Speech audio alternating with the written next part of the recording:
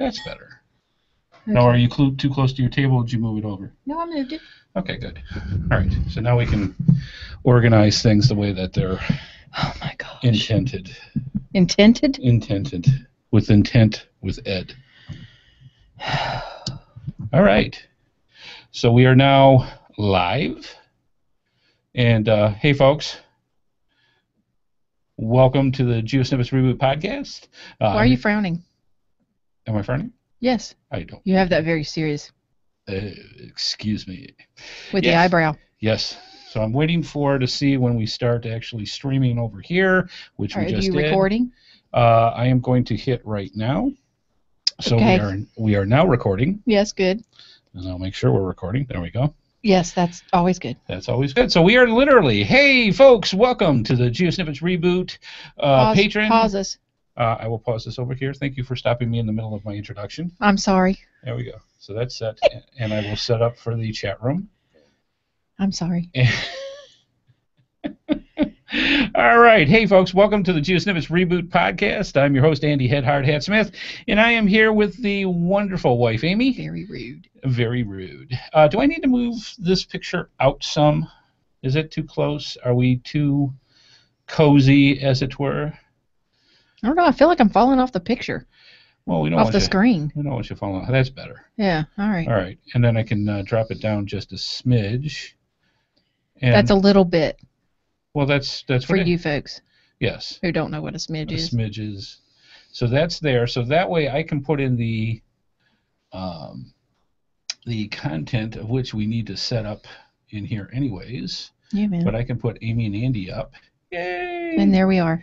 And there we are. And let's see. Yes, that's good. That puts it right where we want it. I could actually go a smidge to the left too. Am I being too CDO or C? What is it? Yeah, CDO. CDO.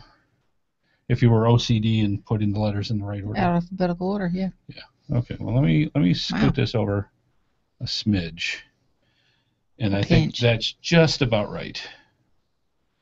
We're not anal about things. We just yes. We me and that mouse in my pocket. I was gonna say. Those are the ones. Yes.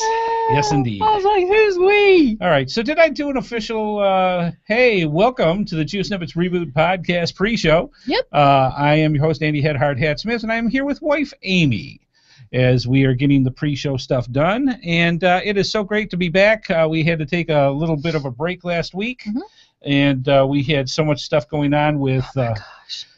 let's see, Geonis, if you've ever watched the GeoSnippits Reboot Podcast, and my helper when I did the early shows, we did. She was my camera crew, and she was the little muggle with the hoodie. She was the muggler. The muggler, yes. The muggler. And so she would go through and help me with creating all the GeoSnippits tutorials. And, my little girl back then, she was about 12 years old. She is not little anymore. She is not little anymore, nor she's all grown up. She's all grown up and graduated. Yeah. So she graduated high school, and we are so very, very proud of Amanda for doing that. And it's like, yes. And I have to tell you, now, for those who have been with you for a while. Yes. Know that I haven't been in the picture that whole time. Well, we've been together. We got married in August, and we were together about a year before that. Yeah. Give or take. Yeah. But I haven't been in the picture for years and years. No, like back in 2008. Yeah, not that long. And I got to tell you, I was as proud of her as any one person could be. Mm-hmm.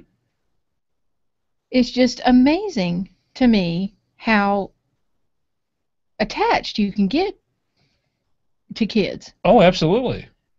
Whether they're yours or not. Yes, absolutely. And just watching her go through the last year and watching how much she's grown and grown up and stuff, and it's just, and what she's gone through, just, yeah. It freaks the heck out of me. It freaked me out. I was always, I'm not having kids. I don't, It's crazy. I never intended to marry anybody with kids. Boy, did you screw up. Yeah, I missed that mark big time. Yes. But yeah, that was crazy. I cried. It was weird. Mm-hmm. All right, so I need to change. So, yeah. But we had family come in. Then that was the first time I'd ever met them. Uh-huh. And they are freaking awesome. Yeah, the showers are awesome. I love them. Yep. And so, yeah, we had a big time with we took everybody out to to a go-kart, arcade go-kart putt-putt place around here. Yes. And I think they had a big time. I think they had a great time. Yeah. It was a lot of fun, and we there we go. That's what I want. Everybody accused of everybody else of cheating. Well, of course. It was awesome. or blaming the roads or whatever. There was black ice. It's 90 degrees. It's too hot. Yeah. It was pretty scary. It was a lot of fun. But that's sad to see them go, but you know. Yeah, we had a great time. They came in actually they came in that Thursday, which was last week, and we just had too many things going on. People kept coming in, and it's like, yeah, well, maybe we'll postpone the show till Sunday. Okay, that was the initial plan. Yes, it was. So we said, all right. Now I have to admit this. I have to say this about our wonderful audience, and I'll say about this in the chat room as well. You guys were awesome. You guys were awesome. We had some special guests show up. We didn't have the show. Okay? You guys, and you know who you are. You guys had the show for us. You had the show for us. You were in the chat room I heard for like 45 minutes, having a good old time. I heard that was great. Banana Sauce from Obeep was in there.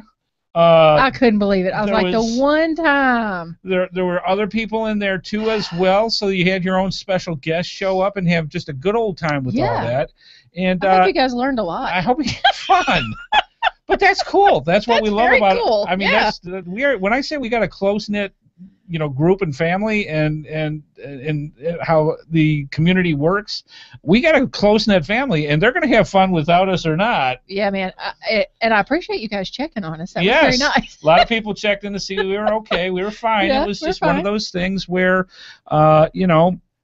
we couldn't get away. We thoroughly intended to do it on Sunday, but Sunday everything hit. We had a ton of stuff going on. We got the church that we just joined. Yep, we joined in. We officially joined into the church there.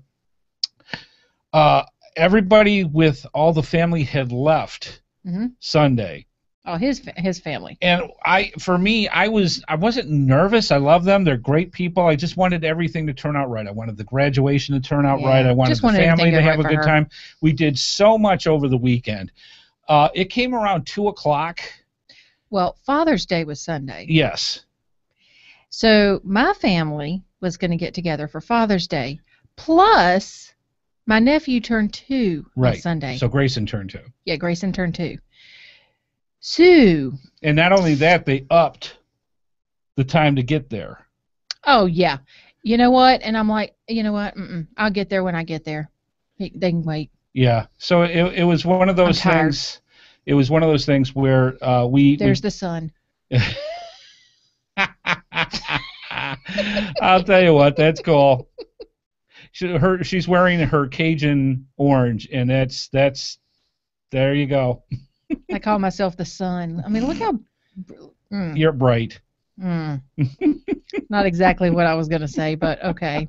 It starts with a B, but it's okay. Hey, But, that's how it goes. So we had a lot of fun, and 2:00 came along.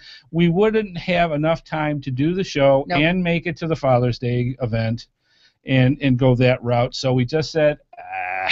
And took a nap. And the cool thing was we got so many nice responses from you fine folks saying, don't worry about it. Hope you had a good time there, and we'll see what happens. Yeah, we really appreciate you guys being so understanding and stuff. So we appreciate it. We were literally just 90-0.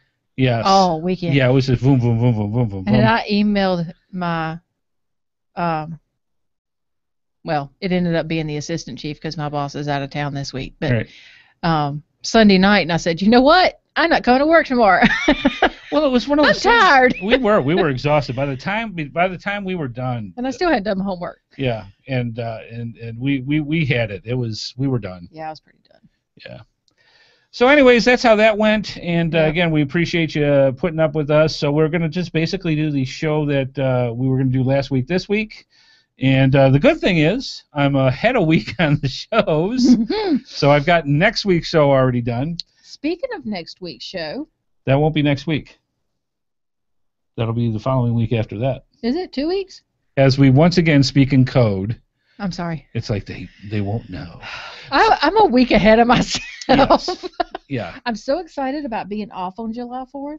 Yes. That I want it to be next week. Yes. No, it's actually in 2 weeks. Today is the 19th. The 3rd, so the 26th will be next week. All right. I'm with you. The following week after that is the 3rd, and we got invited to kind of I wouldn't say exclusive, but it's an invitation event for geocaching, which happens to be falling Well, it's not for geocaching. It's her neighborhood. Okay, for her neighborhood. Yeah. And we got invited into this very nice party. So what we may end up doing is on the 4th, we will have our geocast on the 4th of July, since we really don't have anything planned. No, but we realize that not everybody is homebodies like we are, so we'll do it during the day so everybody can have their July 4th festivities. Yes. During the day. Yeah, so matter of fact, I think what we'll probably end up doing is doing it closer to noonish, 1-ish. Yeah. Something like that, and you guys can cook out or whatever. And that way you don't have to worry about it Yeah. For that. So we'll have it at a special time on a special day on the 4th of July. And we'll let you guys know. We'll let you know next week how everything goes with that. But we really want to go to this party with invited by fellow geocachers and have a good time with that. Yep. So we are looking forward to it, and we'll go from there. So yeah, that's what happens. Schedules come along, and we don't ever get to be socialites, so. We don't. No, so I'm kind of excited about it. We really don't. We really don't. We're kind of homebodies. So when somebody says, "Hey, you want to come to a party?" I'm like, "Yay! Yes, I do." That's it. So all right. One of the things. So little. Yes, it does. One of the things that we do during the pre-show is test a couple of things, and I want to make sure we're already recording. I don't have to worry about not hitting record anymore. Yay. Because we hit record before we actually start the pre-show now.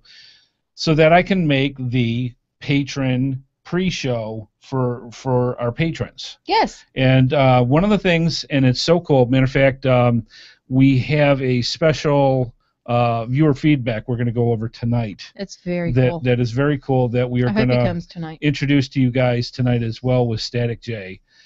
He did an extremely good endorsement for us when it came to why you should become a patron. He did some research. And he did research, and he found out a bunch of things, and we won't go over more about it right now, but the idea is we liked it so much that we literally put it on the websites. Mm-hmm. So if you go to geosnippits.com, on the right-hand side, directly underneath the patron sign like you see behind us, just below the patron logo is the recording that Static J actually did. Mm-hmm. And it's very nicely done, and we love it. And it's also on our patron page as well that I put it on. And his accent's really cool. Yeah, well, he's from Northern Ireland. Accent coming from the Southerner. Yeah. Yeah, his is cooler than mine, though. Yeah, that's well, I won't say cooler. It's just different. I like his better. Okay, fair enough. But yeah, so we're going to be going over that tonight, and for the patrons. And if you're wondering what this pre-show patron thing is, it's very, very simple.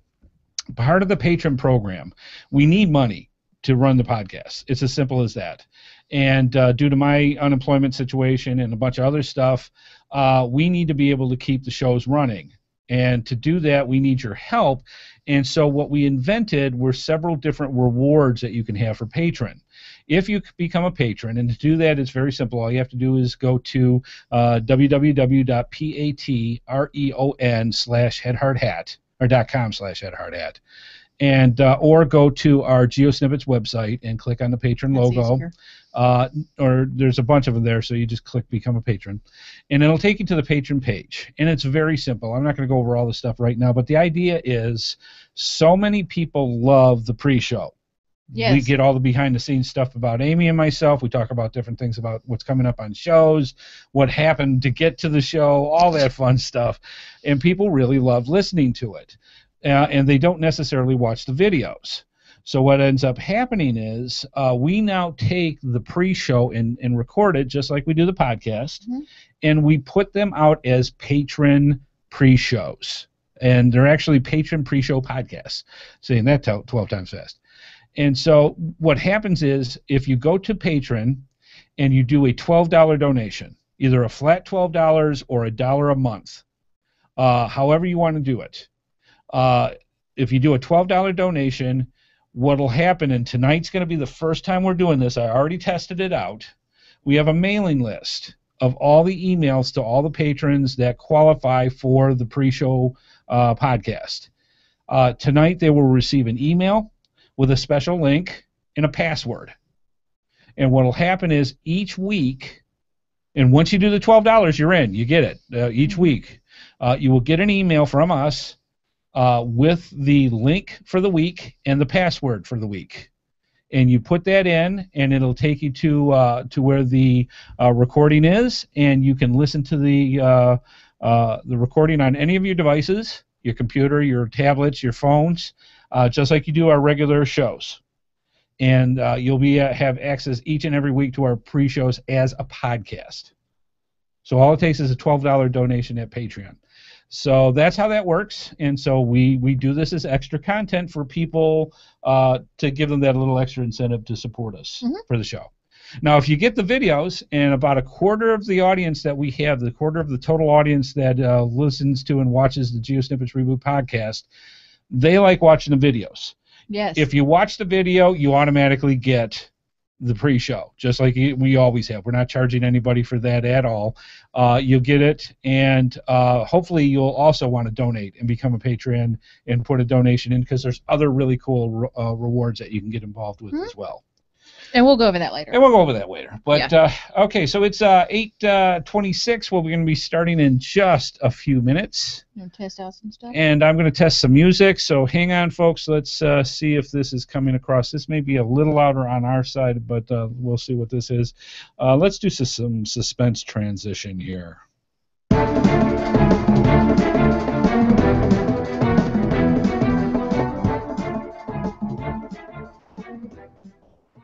Okay, I think that sounded pretty good. We're starting to get people in the chat room. Welcome, welcome, welcome. We very much look forward to talking with you fine folks tonight. As usual, Miss Amy will be guarding through for the looking on her computer. And for you fine folks, we did this last show with the camera hooked up to her computer, and the quality was not there. It was terrible. Instead, we hooked it up to my laptop here, and we're giving this a shot tonight, and I think the quality is so much better. But the idea is you get to kind of see a second view while we're doing the show. You see my water. You get to see... Now, Amy, point over to where you're at, because when you talk on the chat room, there's a laptop. Chat room's over here. Yeah, there's a laptop right over to her right, stage left, and that's where. Sorry. That's where her. See, now you know why I'm hitting this thing all the time, because I'm like. Yeah, well, you can always move it here a little bit. But then you can't hear me. Yeah, you can. Can you? Yeah. Okay. And if not, you just lean forward a little bit. I just don't feel like you can hear me. Yes, believe me, we can hear you. So some of the other stuff. Now we did a little tour last show, but just to give you a couple ideas, people ask all the time, well, where's all this equipment you're talking about for the running the podcast? Well, we've got several different mics. We have the two mics here. We have a condenser mic that you can see the arm over here that goes to a condenser mic. I don't want to pull it over right now, but there's that. This is my cart, which is a sound card. So when we go and we test out music, like I like that one. I call it taking a walk. I wrote all these transitions, by the way. Yes, I know. So this is the cart that runs all the music. All this stuff goes into my board, which is this guy right here. This is a Behringer X1832, which is a nice board. It's not the greatest in the world, but it's not the worst either. So it's Does it work? It works, and we're happy with it. So we've got all these sliders and things that and different I don't touch it. knobs that we use to get the quality of what we want. Here we have my Zoom drive. Now what happens is through the board, our microphones plug into the board, and through this, I have a way of channeling just not like the sounds here. The sounds doesn't go through to the recorder, which is this. This is a Zoom HN4, and so what happens is only our voices are programmed through the board to go to the recorder. So that way, when I produce the show, you're able to get a much better sound than you get through the Hangout, and but you don't get the sounds unless I gear it to have the sounds. So that's why you get a better sound from the actual audio podcast than you do from watching the video, because we record directly into the recorder. So we have this. You can see some of our hard drives that we store all the shows on, amongst other things that we have. There's 3 of them there. Yeah, there's three drives there. Mm-hmm. We have the computer that I have that's actually underneath the table here that we run the show. So when we're looking at you this way, through this particular part here, and this is the other reason. Look. Yeah, this is where you can't see as much stuff going on as we have with this. Maybe make it look so easy like this. Yes, I know it does. It looks like it all happens by magic. All right, we're running late. So, anyways, this is the view. We're running smidge late, and we'll get going with this. But this is all the different computers, all the different things. We've got laptops that we watch our show notes on. We've got all these different things going on, and this is just what you can see, not all the other stuff that's running around in the background. So this is what we have, and that's a lot of the equipment that we use to do the podcast, and we'll get more into that in a smidge. All right. Well, I think we're about ready, folks. It is 8:31, so we're a minute late. Not too bad. It is time, I think, to get a rocking with this. And I'm going to come up here. He's all crunched up over there. Yes. So I am going to come over here and load my overlay as such, and we will be set. All right. So here we go. I'm going to turn on the overlay as such, and just so that you can see, this is what it looks like now when we're about to talk. We usually stick our tongues out at each other and dance and everything during the music, and this is what it looks like when you see it. So here we go. The GeoSnippits Insights, or Geocaching Insights of the GeoSnippits Reboot Podcast, coming at you right now. The GeoSnippits Reboot Podcast is a proud member of the Tech Podcast Network. If it's tech, it's here.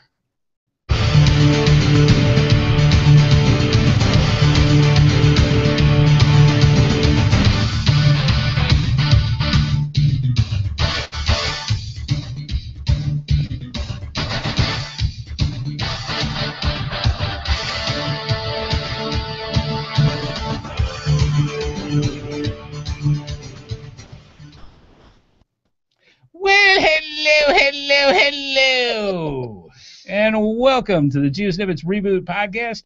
I'm your host, Andy HeadHardHat Smith, and I'm here with the wonderful, the delightful, the lovely wife, Amy, the HeadHardHatress. How you doing, darling?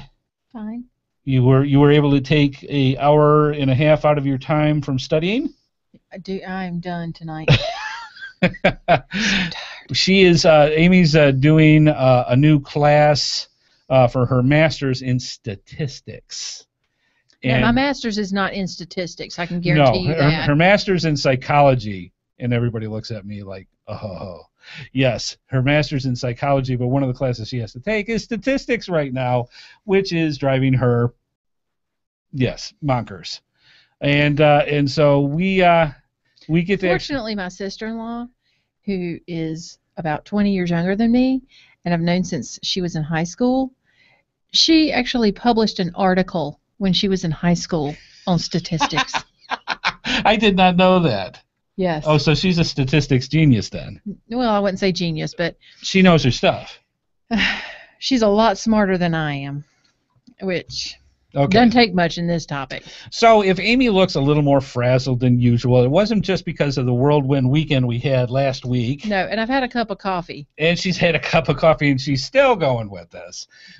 Yeah, that's why. She's been studying the books and going crazy with that. Speaking of last week, we wanted to apologize to everybody straight out. Sorry about last week's show. We just abandoned you, and we're sorry. And, well I wouldn't say abandoned. I feel like we did. Well, we had several points of contention where we said, how are we going to do this? And we tried. We really did. We did try. our daughter Amanda, you know her as Miss Giunis. She graduated high school last week, and so a lot of the family came in on Thursday, and we're like, they'll be tired, they'll be going to bed. We won't have to worry about it. Or 77 actually. And, yeah. Well, not all of them. I'm sure not all of them. No. Sister-in-laws wouldn't be thrilled about being called 77, but I hope Vi isn't listening. Yeah. And that's a joke all in itself. I'm just saying. I know. So anyways, we had all the family in, and it's like, we can't do the show, so we're gonna have to postpone it to Sunday. Well, we had the family all weekend. Which was great. Yeah, they leave Sunday, and so we only had a action-packed day for Sunday. So we became members to our church. And so we had that first thing in the morning on Sunday. That turned into we were going to do the show at 2 o'clock Sunday afternoon, Father's Day, and that got moved up with Amy's side of the family, who, which also was our nephew Grayson's second birthday. So we had all this going on. That got moved up to 3. And we're like, we're not going to be able to do that. There's no way. I mean, we wouldn't have enough time. That and Elmo cupcakes. I mean, really. Yeah, we didn't want to rush it. And so we said, okay, maybe after we're done with all this. Oh, yeah. Yeah, well, by the time we got home and we late, were like. Yeah, that was it. We were done. So anyways, I really want to apologize, but I also want to give an applause to you fine folks awesome chat that room. I heard about. You had your show of your own in the chat room last Thursday, which I think is awesome. Banana Sauce from Old Beef, I've heard, was in there, and a bunch of other people. You guys had a great old time all by yourself. He said the host of O Beep was here to watch, and he said he found and had to DNF the podcast as it was not here. Sorry, Mark. We're here now. That's awesome. So yeah, that's not. That's one of the fun things about coming to the live recording of the show is because you never know who's going to end up in the chat room. Yeah, you really don't. You're always going to get somebody somewhere. Which is a little scary. Yes, but we have special guests pop in all the time, and you're more than welcome at any time. Come in and say hi and have fun with the rest of the gang. Yeah. So, again, we apologize for last week. That was just... I wish Banana Sauce was here. Yeah, I want to talk to Mark anyways, so we got some stuff coming out that we're going to try to work with Colin French. O-Beep is a geocaching podcast that's over in the UK, and I highly recommend it. And also, of course, the UK Geocaching Podcast with our good friend Colin French. We're going to try to work something out, getting everybody together in one group and have something going on. So we'll see if we can work that out. Get my pants. Yeah, we got to get our Jester pants. Yeah. Because Colin French, we have the tie-dye T-shirts. Colin has the Jester pants. Jester pants, yeah. We're going to combine it and see what combusts. So we'll see what happens with something like that. But anyways, thank you again, folks. You guys are the best, and we really appreciate you putting up with our stuff and still having a good time without us. I don't know if we should be... Oh, I think it's awesome. I think it's awesome, but it's like, they don't need us. They're good all by themselves. I'm just saying. Maybe not. Why are you going to burst my bubble? All right, let's move on. Yeah. All right, GeoSnippits Reboot Podcast, episode 67, a look at multi and puzzle geocaches. Yay, more math. Yay, yay, more math. It's June 19th, 2014. In the next hour or so, both co-host Amy, the HeadHardHatress, and I will bring you some interesting information and tidbits about the game, the sport, yes, the obsession, known as geocaching.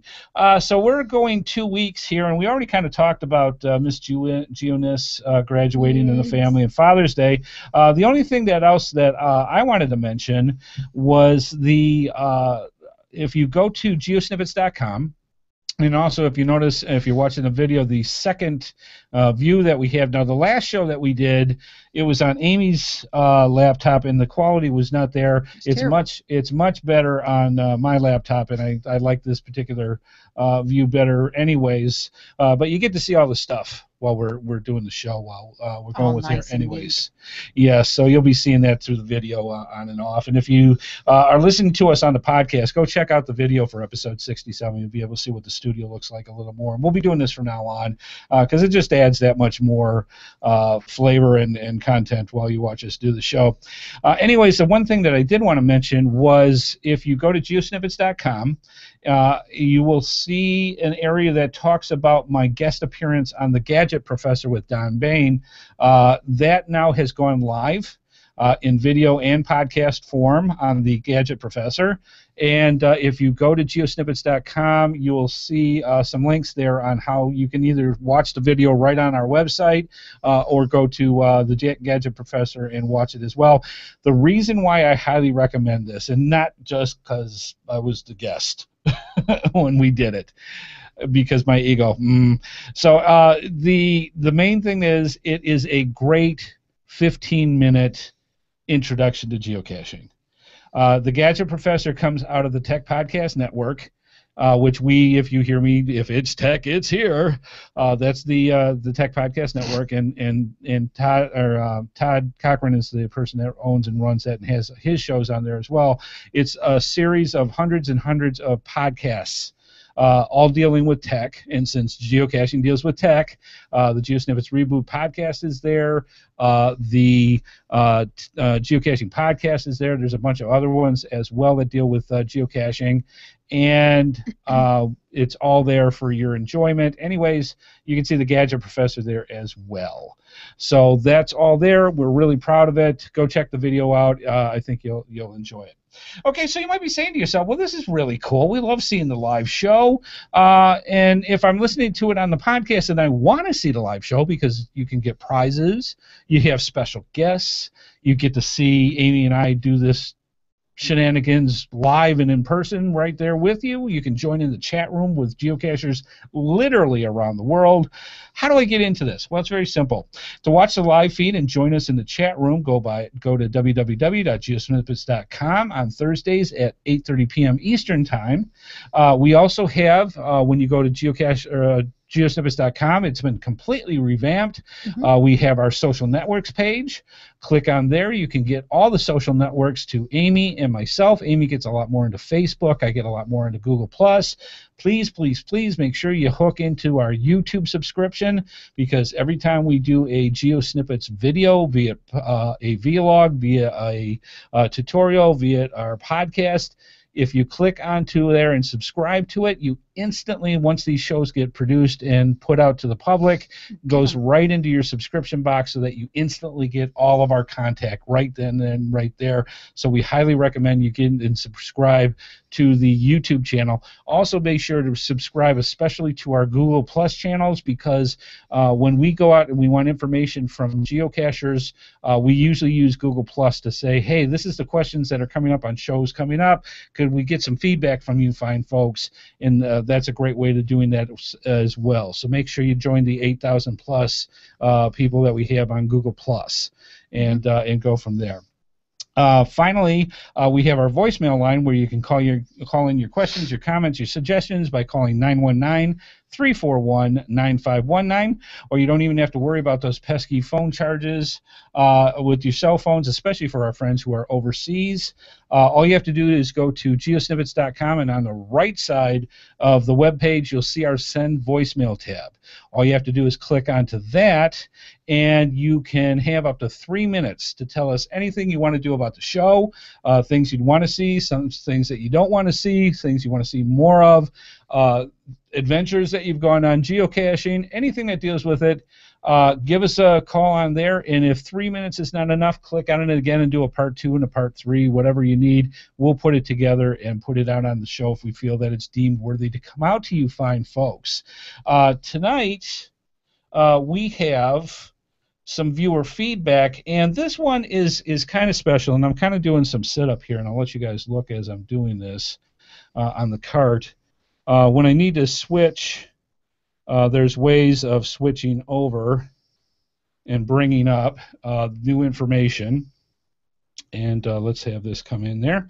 All right, now we had Static J, who is a friend of the show, is the way I want to put it. Static J is a person from North Ireland, and he gets into our shows a lot. He sent in a voicemail through our website talking about Patreon. He's not here. And I don't think he's actually in the show tonight. No, he's not here tonight. But we want to personally say thank you. Now, we got permission from Static J to take this recording you're about to hear and put it on our websites because it's that good. And we also want to apologize to him for it taking so long. It literally came into SpeedPipe for us, and what normally happens is it sends us a email saying you received a message. Voicemail, yeah. Somehow we missed it. So, and I didn't see it until last week. Immediately wrote Static J back apologizing, saying sorry we didn't get it, and then asking him if I could put this on the website because it's that good. All right, let me play this out for you so that you can hear Static J from Northern Ireland. Maybe. There it is. Hi, this is Static J from Lurgan, Northern Ireland, and I wanted to take a few minutes out to tell you why I became a patron supporter of the GeoSnippits Reboot Podcast. Like many others, I watch live or listen back to the show on a weekly basis, but I never really gave a thought as to what it cost to produce a podcast which attracted thousands of listeners across the world. I did a little research and was shocked at the cost of podcast production at this level. The more successful the podcast and the amount of people downloading it, the more it costs its host to store the files. Never mind internet subscription, website hosting, and the cost of makeup to keep Andy looking pretty. We all love to watch and listen to the podcast, which Andy and Amy pay a huge chunk of the cost to entertain us on a weekly basis, and for that I thank them.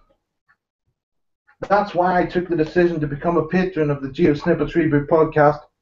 It's a weekly highlight of my life, which I feel needs my financial support in order to keep listening to. So I encourage you to do the same.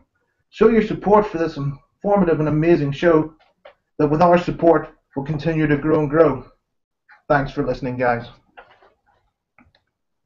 Well, again, we want to say thank you to Static J for that really nice wording for us for the patron program. We'll talk more about patron in the show, but without you fine folks, we really just can't do the show. No. And it comes down to this. So I'm going to ask you, because we got such a nice endorsement from Static J, we'd like to know what you think about the GeoSnippits Reboot podcast as well. You can either come in through our Send Voicemail tab, just like Static J did, and we'd love to hear your if you would like to do an announcement like Static J for patron for us. We will put that also on the website so people can get verbiage from you and not about just hear how you from feel. us. And not just hear from us. Yeah.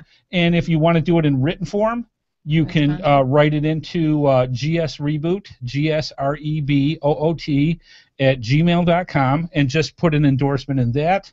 You can also put it in on iTunes and put your endorsements in on that as well. We would appreciate it. We will put them out on the websites with your permission and go that way because, again, like Amy said, you're not just hearing it from us and going from there. So, again, thank you, Static J. We love that, and it is now live on the websites. Thank you again. Moving on.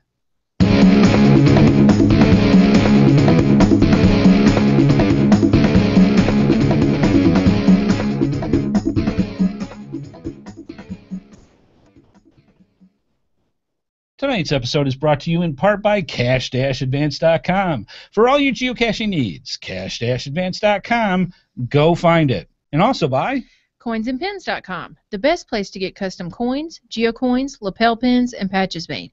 Go through our GeoSnippets links and use the promo code HeadHardHat for a 10% discount. The poker chip geocoins are a new coin that Coinsandpins.com now has available. And FYI for our listeners, you can sign up for their newsletter to get notified of when new coins and patches are available for sale. And I want to do one little snippet for coinsandpins.com. And a thank you to Aaron, who's the owner of coinsandpins.com. Thank you so much. Aaron gave us a little bit of news. And I'm going to spread this out to you fine folks because I loved hearing this and some extra cool things about it. Aaron sent us an email a couple of weeks ago and said, I wanted to tell you that when we just talked about, where all you got to do is click on the logos on the geosnippits.com websites and you go to the sponsors when it comes to that, GeoSnippits Reboot Podcast has received more clicks from people using the codes to buy stuff through coins and pins than anybody else. So we want to say personally from us to you, thank you. This means a lot because it shows that you guys care, that you care enough to go through our websites, to go and use the cash codes to get the special discounts through our sponsors. To thank us, Aaron sent us some fantastic brand new geocoins that just came out that we're going to be giving away in prizes over the next couple of weeks. One of them, and I don't know how we're going to do this in family-friendly format because you know the connotations that's going to go with it.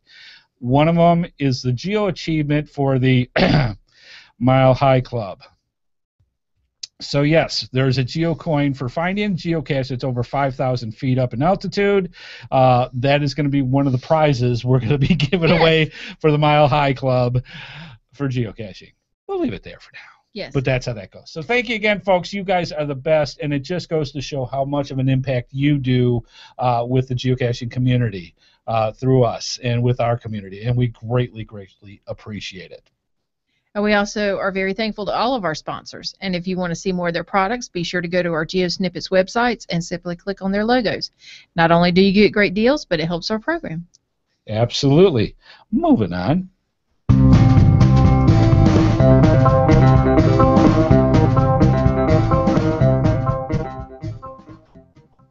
Yee-haw! Yip, yip, yip. Tonight's episode, GeoSnippits Reboot Podcast, episode 67, a look at multi and puzzle geocaches. Now, we like bringing this up every once in a while because, one, it's a tutorial-based show that we like telling people about the different types of geocaches other than just your standard traditional types so that they can go out and enjoy different forms of geocaching. And one of the ones that perplexes people, I think, a lot is the concepts between multi-geocaches, puzzle and mystery caches, and how they differentiate and how they work. So one of the things that we thought we'd go over tonight is basically what's a multi-geocache, and it's very, very simple. The definition for a multi-geocache, and we got this right off of geocaching.com's website, so if it sounds like we're reading, it's because we are. Yes. Multiple geocaches involves two or more locations, also known as waypoints or stages. The final location is a physical container. There are many variations, but most multi-caches have a hint to find the second cache, and then the second cache hint to the third, and so on. An offset cache, where you can go to a location to get hints to the actual cache, is considered a multi-cache. Now, I have seen, and there was an example because I usually look through different forms of media to find good examples to bring to you fine folks. One of the multi-caches that we went to dealt with the planets of the solar system. And even though it got me going with the controversy about Pluto being a planet or not, Oh, Lord. I'm a science geek, what can I say? The idea was you went from starting to where the starting point was the sun, and then you went to the next stage, which of course would be, what's the next planet after the first planet I'm of the not a solar science system? geek. Mercury. Okay. And then Mercury would go to Earth. Frankie Avalon song. Venus. Venus. Okay. Then Earth. Third rock from the sun reference. Okay. Fourth, aliens. Mars. There you go. And then you went on from there. I thought this was a geocaching show. It is a geocaching show because it had to do with stages that dealt with geocaching. So what happened is this multi-cache, it literally gave a scale of what the solar system was. And we actually have in our show notes where you can go see this YouTube video. It's kind of cute. And it literally goes from scale, from the sun out to Uranus or Uranus. And I love people when they sit there. In the video, it said Uranus. When I grew up, it was Uranus. That's how it is. But that's where the controversy goes because they don't have Pluto. And there's the dog. And there's the dog. So anyways, it had no final stage with this particular multi-cache. And my question to you fine folks is, would that be disappointing to you? If you're going to go through 8 stages or 9 stages and not have something to find at the end. Oh, my gosh, yeah. Okay, would that be good, or just the satisfaction that you did all the stages in a multi-cache? You want to find a something at the end. Okay, that's the question I ask. And obviously, wife Amy feels that you need to have that pot of gold underneath the rainbow. Yes. Okay. And that's something that I want my leprechaun with his gold. So that's what we ask from you fine folks. What do you think about that when you have a multi stage like that and you don't have an actual traditional box at the end? Would that be disappointing to you? Amy shakes her head yes. Okay, fair enough. So anyways, how many different waypoints are allowed? And I lost my pointer here. Where is it? No, you didn't. Hang on. All right, there it is. It is. Thank you.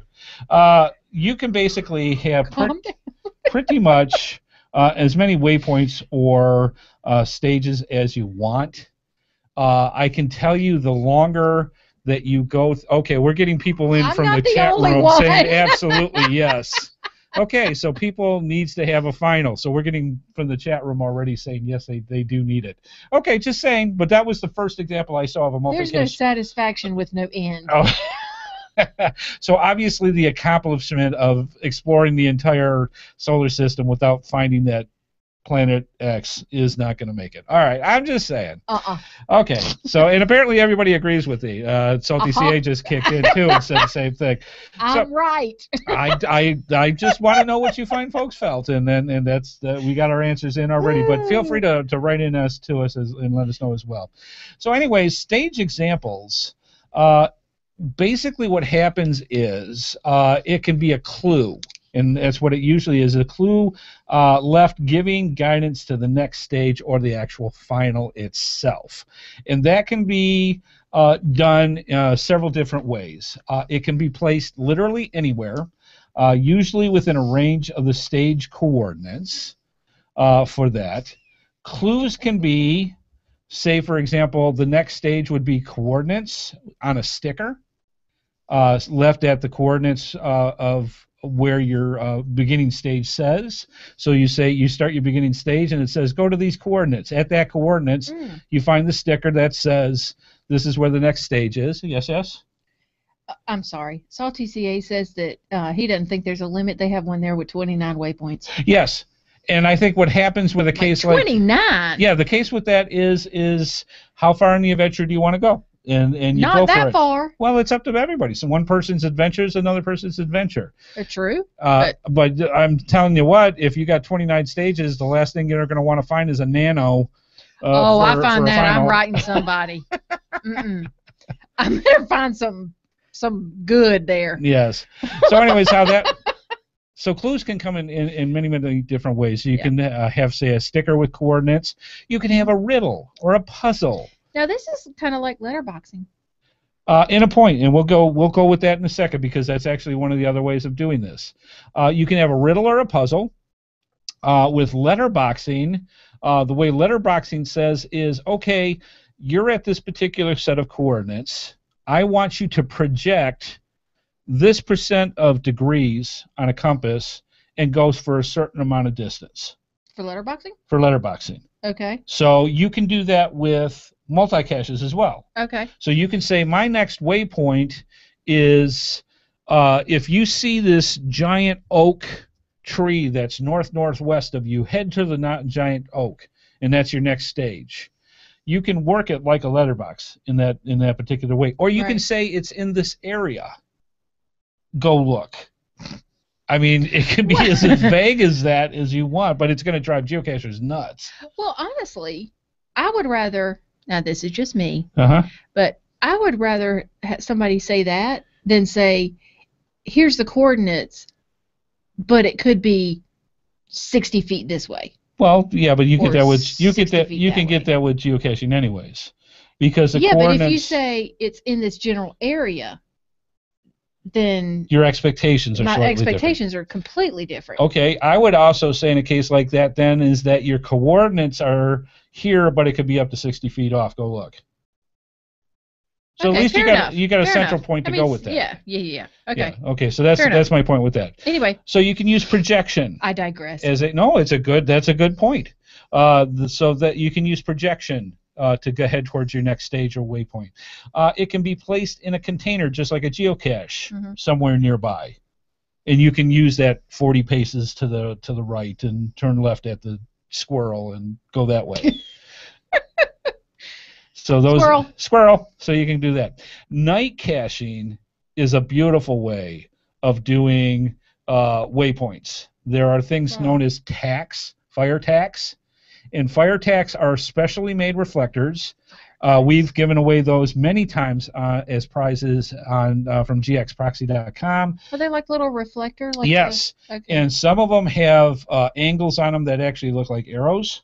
Oh, okay. Yeah. Sometimes what will happen is you use it so that if you point a flashlight in a particular direction, you have to be right on to see where the next stage is by following that reflector.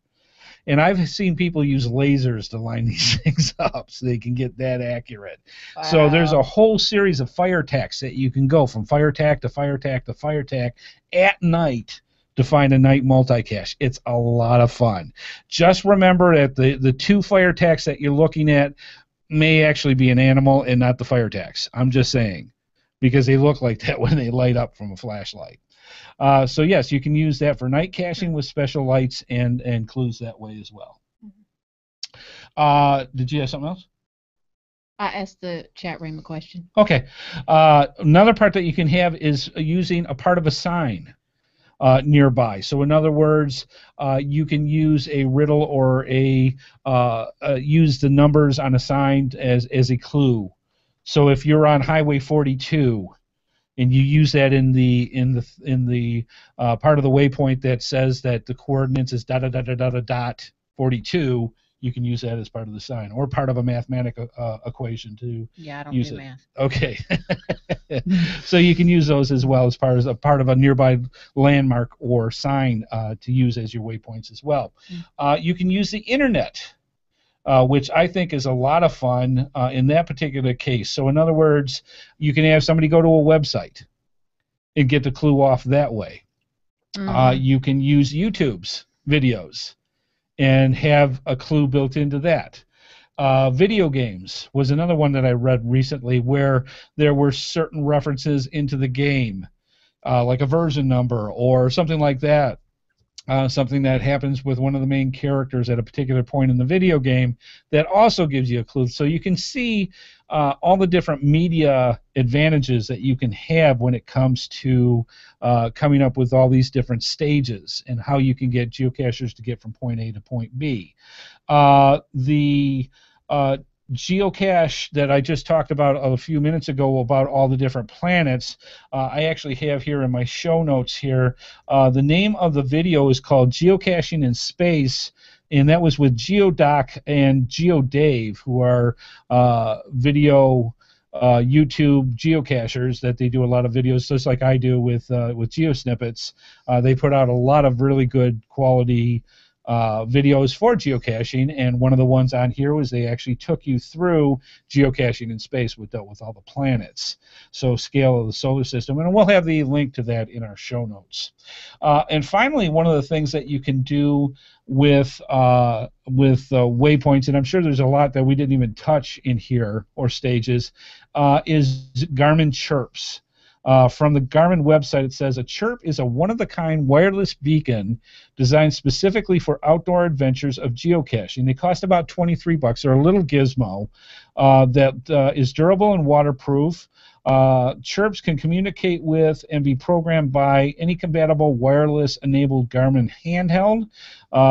Chirps send out a signal when you get close enough to them, and I've heard that you can use, there are apps out there that will pick them up on smartphones now as well. And what happens is you put a chirp near an area that you want as your waypoint. And what that chirp will send out, it's any string of text that you want to do, and I can't remember the number of characters that you're allowed, but it could be a set of coordinates, it could be a written clue, it could be a whole set of things. When you get close enough to the chirp, your device will pick that up and say, chirp detected, and it will instantly pick up the message that the chirp is sending out, which is your next waypoint. So it's kind of an electronic or a digital way of using waypoints as well. Somebody in the chat room did their first chirp on Saturday. Yeah, they're kind of cool. He said it was fun. Yeah, I actually went to Geo Woodstock last year in Florida, and DeBear and I went out and I did my first chirp with that, and it's really kind of cool. Yeah.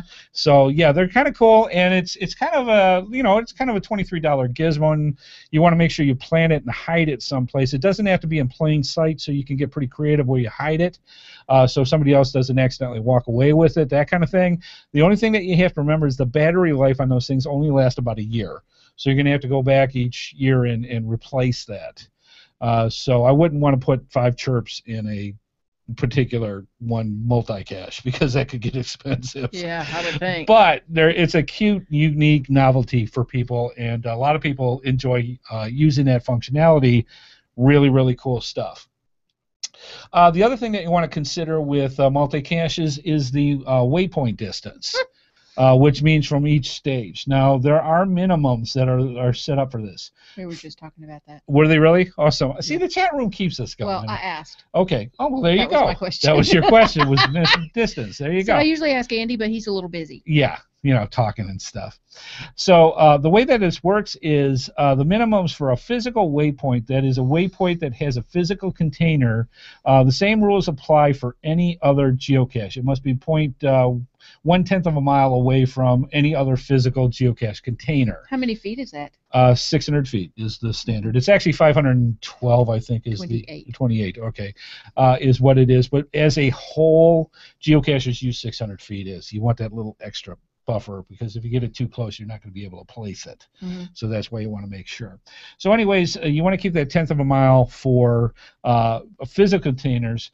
For virtual waypoints, i.e. waypoints that do not have a physical container, do not have any minimal distance at all. Really? Yes. So why is that? Because of the rules that they set up with there as far as actually having a physical container there. So in other words, I have done geocaches where you can use a sign from there, and that only has to be so many feet away from the actual starting point, or a sticker someplace that you can use that. Yeah, but for that. Why wouldn't they have a distance for because the virtuals? You're not actually placing anything; it's already there. Yeah. So you're not cluttering the area with containers. I see. So you're following the same rules and guidelines as actual physical containers. There's some issues that come up with waypoints, and we'll be talking about that towards the end of tonight's discussion as well, with that nasty 1/10 of a mile thing, and I'll get more details with that. But one of the things that we did do is we put on Google Plus earlier in the week, asking other geocachers what they felt about multi-caches, good, bad, and indifferent. Now, Dave wrote this. One of my favorites was a stage where the next chords were done by UV light. Oh, that's cool. Now, that is a way that you can do this. Now, if you've never played with night caching before or with UV light, it works like this. We actually have in the cache stash from Cache Advance, they sent us a UV light. Yeah. Okay, so we're going to be putting this out as a prize in the not-too-distant future. The way this works is UV paint is very special paint. Now, do you remember the old days with invisible ink? Yes. Yes, I do, actually. Okay, invisible ink was done with what? I don't know how it was done, but okay. I remember it. Okay, I remember thinking how cool it was. You can make your own invisible ink very simply by using lemon juice. Oh, that's right. Right. So what happens is you Yes. write on a piece of paper with lemon juice your message, and then you use a UV light over it, and it glows. Yes. That now can be done with very special UV paints, and it can be done very creatively with different things when it deals with that. So the idea is if you put on, say, for example, the back of a sign, normal daylight, if you use UV ink, you see nothing. There's nothing there that you can really see. You go towards nighttime and you flash that with that UV light, and there's other kinds of light besides UV as well that you can get into, but just for general talks about tonight. You shine that on there, that ink shows up. Yes. That paint shows up, and then you can do your coordinates with that. So that is, that's your 007 Secrets Double Hangover Flingy Doo Spy type stuff, and that's always cool. She's giving me a look like, what are you talking about? So yeah, that's part of the fun. I don't do flingy doos. Right. I get hurt. Another fave that Dave put was one that was done with fishing line that had a series of knots in it. Some close together, some far away. Counting the knots gave the next stage coordinates. That's cool. I like that. And one of the most bizarre was a multi-stage one in Asheville, North Carolina. Stage 2 was in San Diego, California, and Stage 3 was back in Asheville. The one required making friends on the left coast. From that one, the intermediate coasts were put on the back of street signs. The final was a large Tupperware container. So yes, you don't have a distance that you have to worry about if you don't actually have physical containers with that. That's what they were saying. So yeah, you literally had to make friends with somebody on the other side of the country to to find stage 2. Mm-hmm. Andrew wrote, would it be okay to include puzzle caches that were multi-stages, or are you just looking for those listed as multis? And yes, you can include in a multi-cache puzzles to have people figure out. And they go, well, what's the difference between that and a puzzle cache? We'll get into that in a little bit as well. We may not have time. Oh, we'll have time. We'll run through this pretty quick. We're coming up to the end of it. Okay. Alan wrote, the only problem I've encountered was a multi where an area was off limits.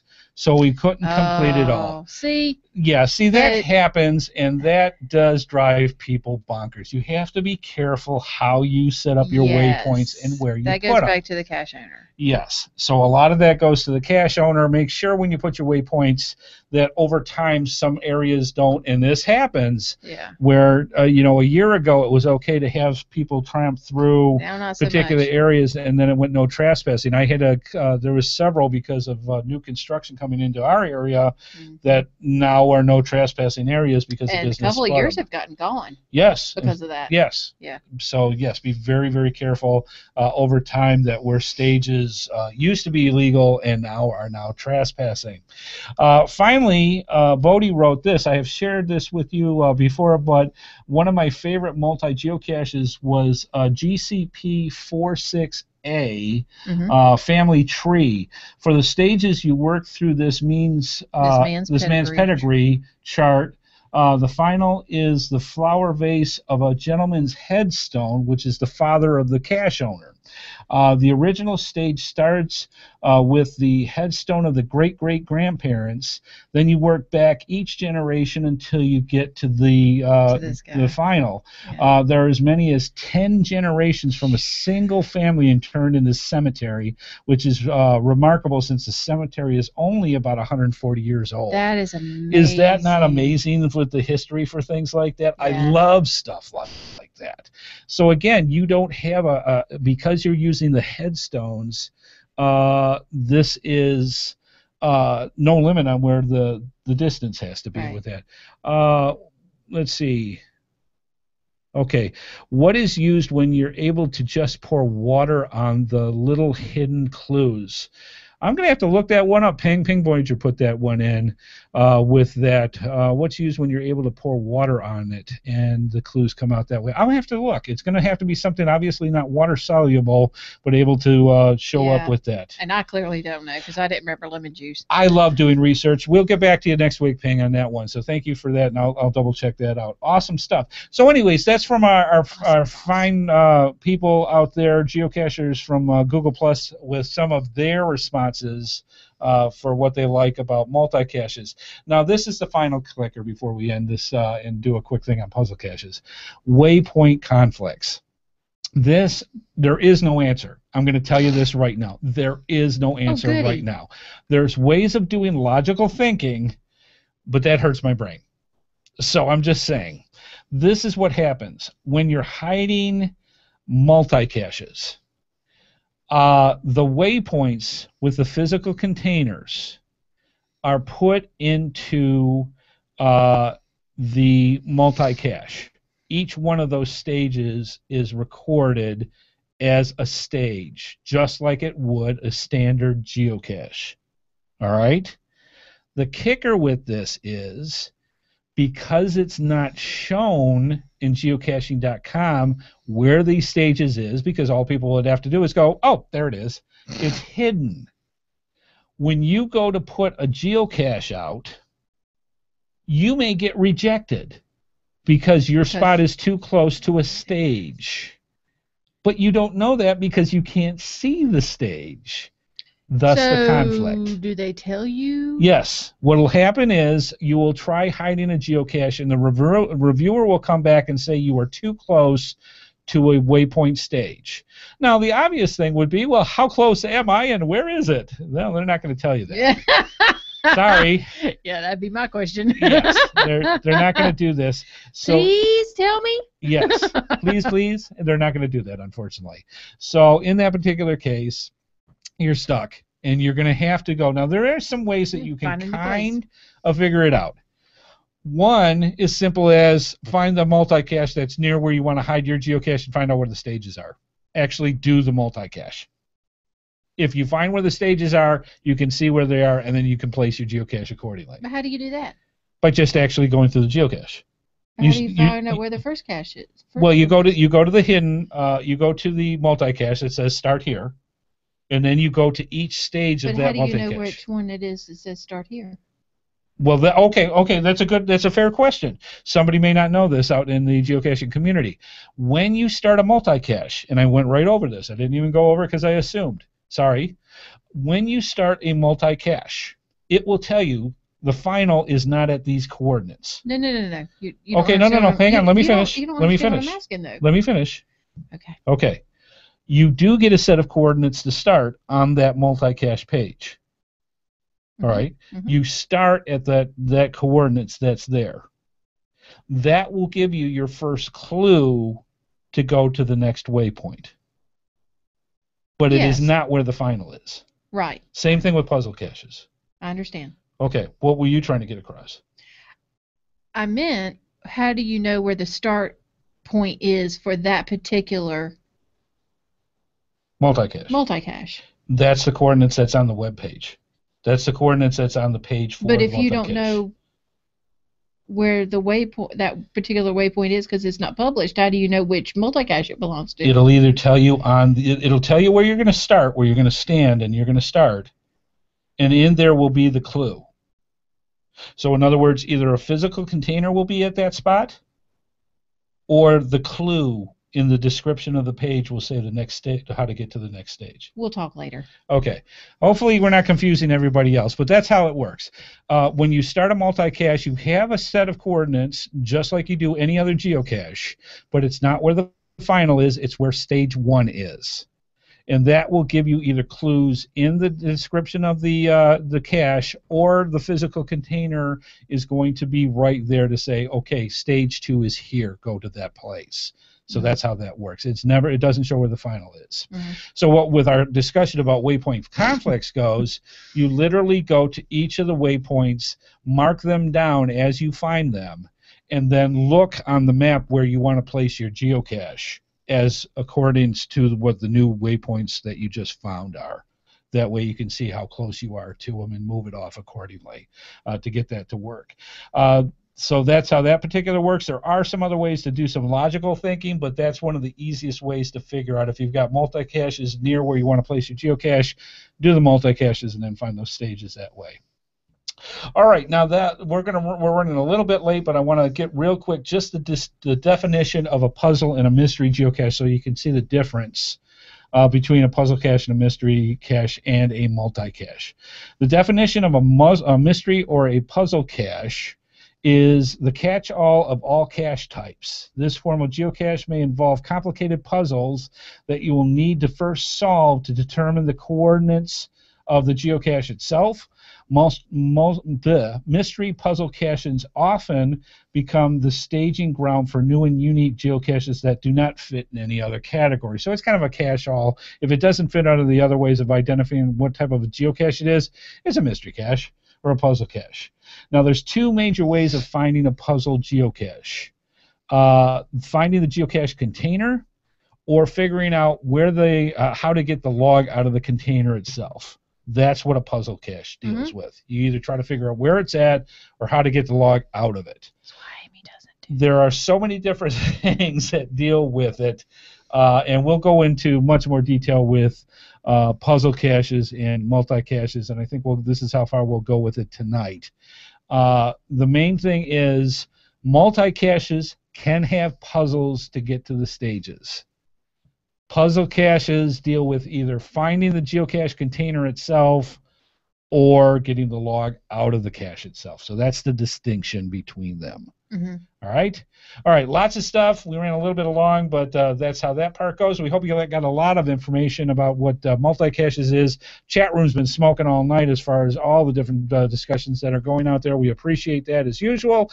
And as always, ask the people in the chat room if you're here watching us live because they know best. And they keep us honest, too, and keep us going with the show.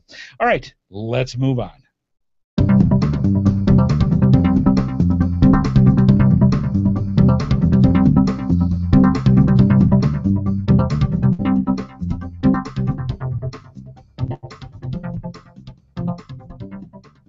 Your support helps keep all of the GeoSnippits Reboot shows running along. Please consider making a PayPal donation through the link on our website to support our efforts and your ongoing entertainment. From all of us at GeoSnippits, we thank you. Absolutely. And one of the things that we want to make note of, you're going to hear us from now on talking about Patreon. Patreon is the program that we use now as our main way of getting monies from you fine folks through donations to help keep the show running. Now, we've had people ask, because the way Patreon works is every time we do a show, every time we do a podcast for GeoSnippits Reboot Podcast, which is once a week, when we do that, the way that you set up through Patreon is you can either do a flat rate of a set amount of money, or you can do a increment of money each show. So in other words, if you wanted to do $52 for the year, that would be $1 a week and go that route. Or you could set a set amount, say $25 or $26, and once a week $1 until the $26 range is hit, and then it stops. People said, well, I want to do it monthly instead of by each week. And the best way to do that is to still use PayPal and use that for it. And then that way you can still do monthly increments. The same dollar amount, we'll be able to see how much you want to give only by monthly increments. So if you still want to use PayPal, you're automatically included into the Patreon program, and just as if you did the Patreon login and gone that way. So people had brought this up. I'm going to run the Reader's Digest for Patreon. Yep. Running late. Okay, so this is how this works is if you go to www.patreon.com/HeadHardHat, and it's Patreon, Patreon, /HeadHardHat, you'll go to our Patreon page. If you go to geosnippets.com, there are several icons for Patreon. Either on the top in the menu or on the right-hand side is our Patreon, and it'll take you to the Patreon page as well. In a nutshell, this is how it works. We have a reward system for the amount of money that you give to us through the year. What we're looking at and the key amounts will give you rewards. So in other words, if you just decide to give us a couple of bucks, you're in the patron program.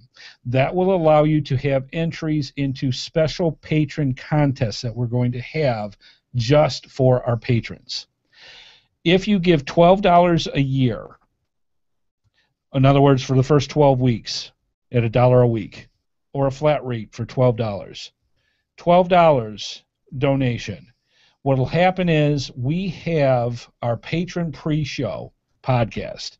And what that is, we are now up to 20 minutes worth of content, and it's probably going to go to a half hour pretty soon, where we do our pre-show, where you get all the behind-the-scenes stuff of things going on with Amy and myself, all the things that happen in our lives and what we do with the show and behind-the-scenes goodies. All that happens in our pre-show. Now, if you watch the videos, you see this automatically anyways.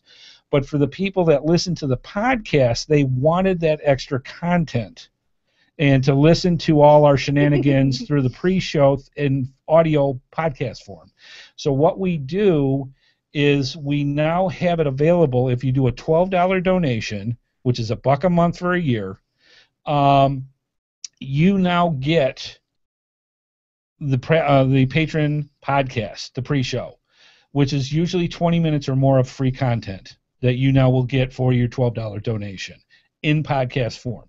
Tonight's going to be the first show that we're actually putting it out only for the patrons. For the last 3 shows, we put it out free for everybody to listen to kind of get a taste for it. We're now only putting it out for our patrons that do a $12 donation or more, and that starts this week. And for the folks that have made the program already, this is how this is going to work.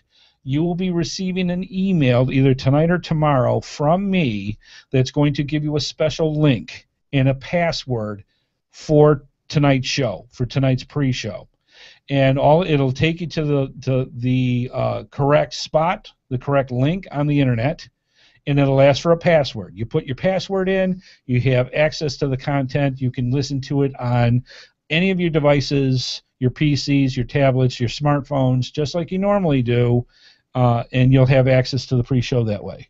You'll get one of these emails each week. And once you do your $12, you're in. You get your pre-show. And the password will be different every week. Yes, the link will be different every week, and the password will be different every week. Yep. So that's how that works. So you can't use the same password, so don't bother keeping it. Right, yeah. It's good. It's a one-time only shot for that week. Next would be the $26 level. If you give 50 cents a week for a year, $26. We are going to do monthly, at least monthly, a hangout just for the patrons that qualify for the hangouts. So for $26 for a donation, we'll once a month give everybody, just like you see us with our videos here.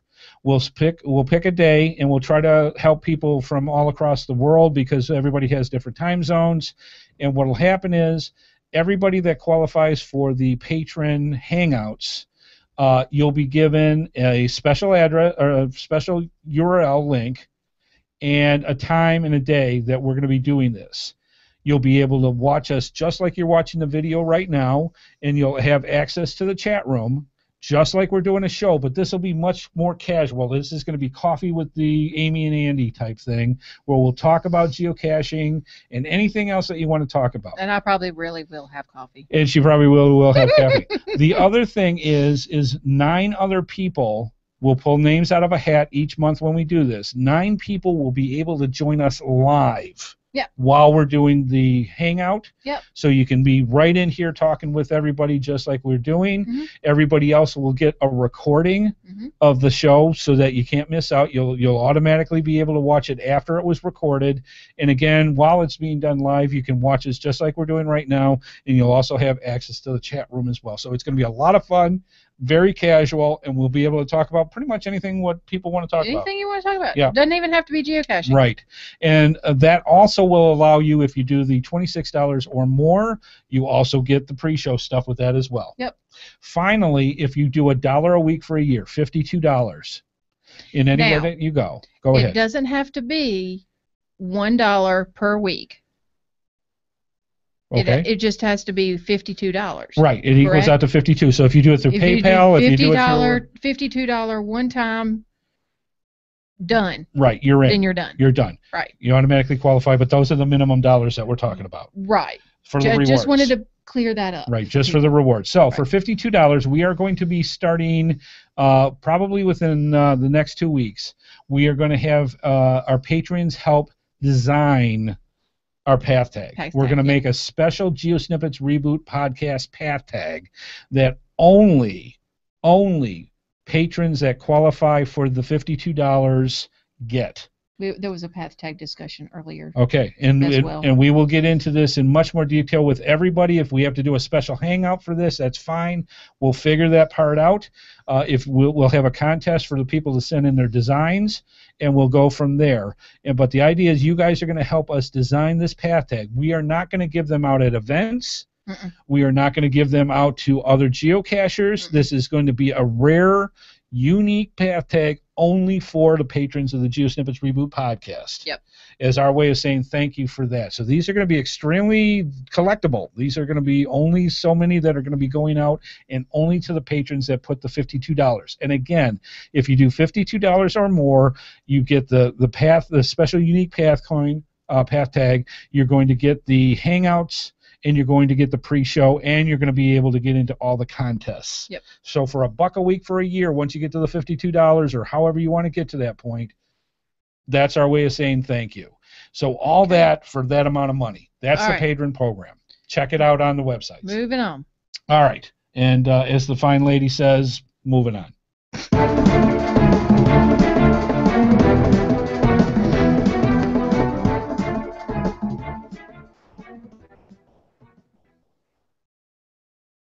Okay, now for my favorite part of the show. Well, it's all my favorite part of the show, but we get to give away goodies. We are time to do the GeoSnippits Geocaching Cache Dash. Let me explain what this is.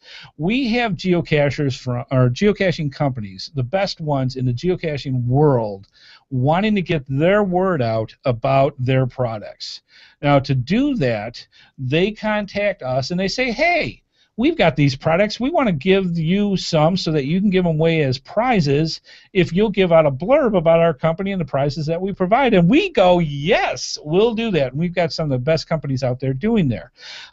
So what we do each week is we put out a question for the GeoSnippits Cache Dash, and you answer those questions, and then we have a drawing to find out who wins the prize for each week. And to do that, why don't we talk about the prize for episode 2 weeks ago, actually, episode 66. Okay. And what was that, Amy? All right, from gxproxy.com, it was a torch flashlight. Yes, it is. We have which is awesome. Literally torch flashlight. These are heavy-duty flashlights. You can put them in your pack when you go geocaching. You always want to have several really good flashlights. This is a good one to have, and this is from gxproxy.com. Yep. And the question was, the geocaching.com travel bug logo has a bug shape on it. How many legs does the travel bug logo have? And the answer was 4. Absolutely. Now, the way this works is we counted out all the correct emails that had the right answer for question 66 or episode 66. Now, I have a random number generator that has a number between 1 and the total number of correct answers that we received in. I press that number, random number generator, and it gives me a number of which I'm going to use. Now, Amy has a magic geocoin here. She's going to flip this, and I'm going to show you something else here as she's, don't say what it is yet. I also have a list of all the correct emails. Now, when Amy tells me whether it's heads or tails, if it's heads, I'm going to start from the top of the list and go down whatever that number is from random. So if it's, say, for example, 4, I will start and count 4 down from the top, and whoever that is, that email is going to be the one who wins. If it's tails, I'll count up from the bottom 4, and whatever one that is, that's the winner. So it adds a little number of randomness with our random geocoin flip. So which way are we going? We're doing tails. All right, so I'm going to check that, and of course I had to start from the bottom. And that actually takes me to here, and let's see who this is. Okay, I think this is somebody new. Good. Yes. I want to make sure that I get this right. It's Erich, so I don't know if that's Eric or not. Eric Kraus. Eric, you go by Joanna's parents. Okay, let me see.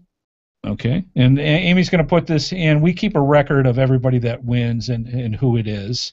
So again, Eric Kraus, Joanna's parents is. That must be their children's names. Could be for the geocacher. You are the winner of that torch flashlight from gxproxy.com. Congratulations. Yeah. Now, Eric, if you do a favor, once I learn how to talk like Sylvester, if you would send us your address, we will get that torch out to you, and so that you can get it as quickly as possible. Again, Eric Kraus, congratulations for winning episode 66. Anything else you need for that? No. Okay, so she was just checking things out for the sake of checking things out. So you say That's to yourself, called being nosy. you say to yourself, what a cool thing. I want to win some prizes. They're giving out good stuff. We gave out all those WWFM11 geocoins. Yes, I had to say it one last time. We gave all those out. We had all those really cool prizes going on, and you're saying to yourself, there it is, the WWFM11 geocoin. She wants to play with the special effects. No, button. I figured you would like it. Okay, thank you anyways. So how can I be eligible to win this cool stuff? Well, it's very simple. All correct answers, say for example for tonight's episode, which is episode 67, and I'm going to put that up on the board for everybody to see, the bottom third. All you have to do is send in your correct answer to GeoSreboot, GeoSreboot @gmail.com. In the subject line, put Q1, question 1, and episode 67. That's for tonight's episode. All answers must be in by 12 noon Eastern Time, Wednesday, June 25th, which is next Wednesday. All correct answers will be put in a drawing just like you saw. Some weeks, for the people in the live chat room, as an incentive for you fine folks to come in here and watch us do the show live and also join us in our chat room, we give away free live during the show a prize. We try to do it at least once a month. We gave so much stuff over the past couple of weeks. We're not going to do it tonight, but June's still going on. We might have another one coming up. Wink, wink, nudge, nudge. Only one more week. So you never know. It might be next week. Maybe. We may see where we do a second prize. If we're feeling generous. Well, all the prizes get donated, so we can feel generous anytime we want. So anyways, we may do it next week. We'll have to see, but you got to be here to win that second prize. Got to be in it to win it. You got to be in it to win it. Got to be here to play, and that's what we'll see next week if we give a prize out, another one for It's going to June. be a surprise for me tonight. Yeah, so this is going to be fun. Now, because you didn't put it in there. We have for episode 67. Why don't you put it in? And I will show to the nice fine people from cache-advance.com. We have a tricky cache known as the Bolt Cache. Oh my gosh, Amy. These are awesome. So in here we have the Bolt Cache from cache-advance.com. Inside this little guy where it nicely gets placed into a sign somewhere is the logbook. And I'll tell you what, when the first ones of these came out, this used to drive me absolutely insane. So if you want to drive people nuts for your geocache, this is a good one to win. That is for tonight's episode 67. Amy, why don't you tell them what the question is for tonight? The question is, the acronym BYOP means what in geocaching? Okay, the acronym. What does BYOP mean? In geocaching. Mm-hmm. Send those in to geosreboot@gmail.com. Subject Q1 for question 1, episode 67. Next week we'll do a drawing and see who wins that really cool, tricky Bolt Cache from cacheadvance.com. All right, good stuff. Moving on.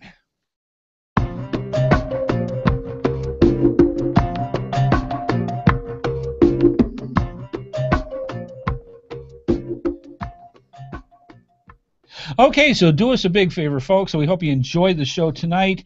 Let us know what you think about tonight's episode. Send us an email, send us a voicemail. Tell us what you like, what you'd like to hear more of. We don't want to guess when it comes to the different type of things that we put out for shows. We like to hear from you fine folks about discussions that you'd like us to talk about. Tutorials, discussions about geocaching, controversial things.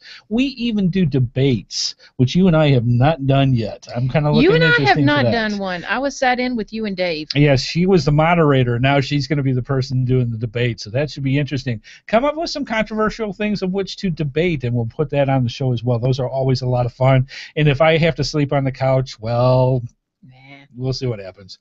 Anyways, that's how that goes. Also, please become a patron. We greatly appreciate all the help that you have. We're starting to get more and more people, and it's definitely helping things out. And we can't thank you enough for all the things that you do with that. Yep. And above all, please tell other geocachers, especially newer geocachers that want to learn tutorial things about geocaching and get a better perspective of geocaching in only the way that wife Amy and I can do that. There are a lot of geocaching podcasts out there. But ours is special in the way that we do, just ask us, that we do as far as teaching out tutorials and getting people, especially newer geocachers, the information they need to go out and really enjoy our game, sport, and obsession. All right, Miss Amy, let's close her out. I want to thank all of our sponsors, cash-advance.com and coinsandpins.com. Thanks to Andy HeadHardHat Smith. Thanks to everyone watching and the chat room. Please keep those comments coming in, and see you next time. Absolutely. And, of course, we want to say a special thank you to the HeadHardHatress wife, Amy. Thank you, darling, for everything you do. You know, she's got quite a fan club going right now as it is. A lot of people love talking to her. Matter of fact, I get most of the information from her where she'll come by and say, hey, did you know that so-and-so said such and such? And I'm like, no, they didn't tell me. So she gets all the feedback and information that I don't get. So please keep that coming, because as long as we're getting that information, that's all we can ask for. And she loves it. She loves getting it into. So make sure you get her. I know stuff he doesn't know, which is awesome. Social network. Too much fun. So we'll see you next week, folks, on Thursdays at 8:30 p.m. Eastern Time for another spine-tingling GeoSnippits Reboot podcast, and that patron pre-show is really starting to take off. So, like we say out in the GeoSnippets studios here in Raleigh, North Kakalaki, see you out on the trail, folks. Bye-bye.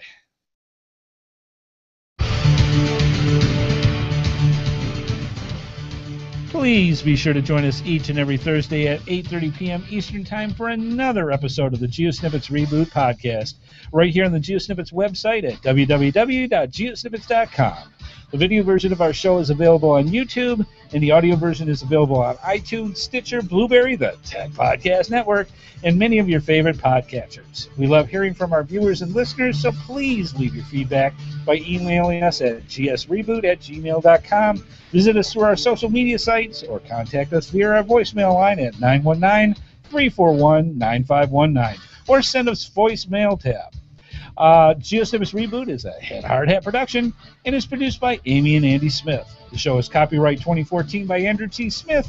All rights reserved.